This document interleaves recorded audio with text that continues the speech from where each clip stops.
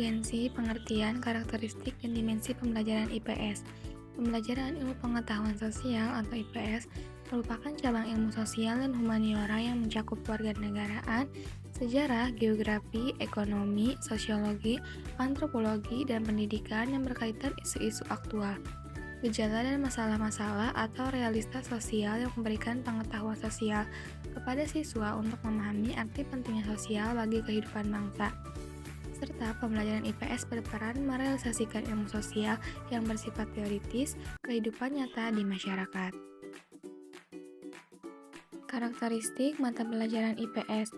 Yang pertama, ilmu pengetahuan sosial IPS merupakan salah satu mata pelajaran yang diberikan mulai dari SD, MI, SDLB, sampai SMP, MTS, SMPLB. IPS mengkaji seperangkat peristiwa, fakta, konsep, dan generalisasi yang berkaitan dengan isu sosial. Yang kedua, di masa yang akan datang, peserta didik akan menghadapi tantangan berat karena kehidupan masyarakat global selalu mengalami perubahan setiap saat. Oleh karena itu, mata pelajaran IPS dirancang untuk mengembangkan pengetahuan, pemahaman, dan kemampuan analisis terhadap kondisi sosial masyarakat dalam memasuki kehidupan bermasyarakat yang dinamis.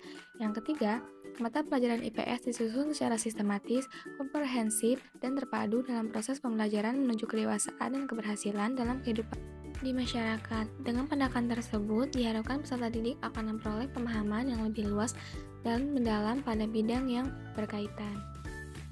Dimensi pembelajaran IPS.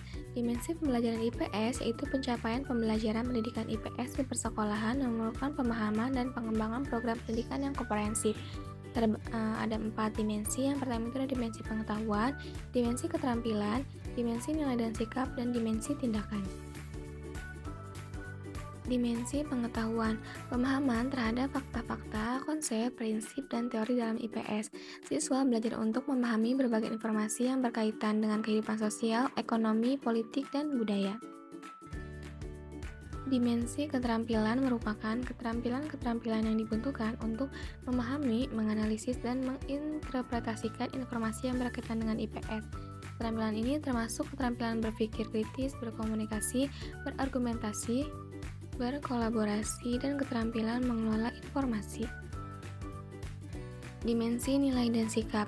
Pembentukan sikap, nilai, dan tata nilai yang sesuai dengan prinsip-prinsip demokrasi, keadilan, kebinekaan, dan hak asasi manusia. Siswa diajak untuk memahami pentingnya nilai-nilai tersebut dalam kehidupan bermasyarakat.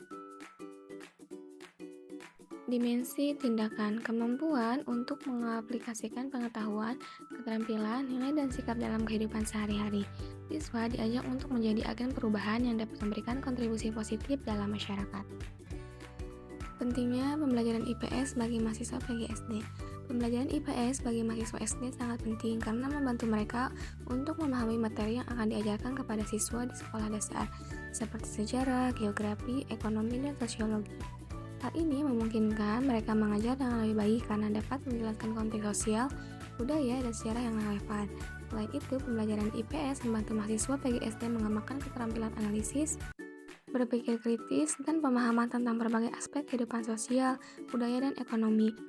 Hal ini penting untuk membantu mereka mengajar dengan cara yang lebih menarik, relevan, dan efektif kepada siswa di sekolah dasar. Contoh penerapan pendidikan IPS SD pada bidang pendidikan. Sebagai contoh, dalam mengajarkan konsep ekonomi sederhana, guru dapat menggunakan contoh kehidupan nyata yang relevan dengan siswa. Misalnya, guru dapat membahas bagaimana orang tua atau wali murid memilih untuk membeli barang-barang kebutuhan sehari-hari berdasarkan anggaran yang tersedia, atau bagaimana harga barang tertentu dipengaruhi oleh musim atau permintaan. Guru juga dapat mengajak siswa untuk bermain peran sebagai penjual dan pembeli dalam situasi yang nyata, seperti simulasi toko kelontong di kelas, di mana mereka belajar tentang harga, keuntungan, dan konsep dasar ekonomi lainnya melalui pengalaman langsung. Dengan pendekatan ini, siswa dapat lebih mudah memahami konsep-konsep ekonomi yang abstrak melalui pengalaman praktis dan kontekstual.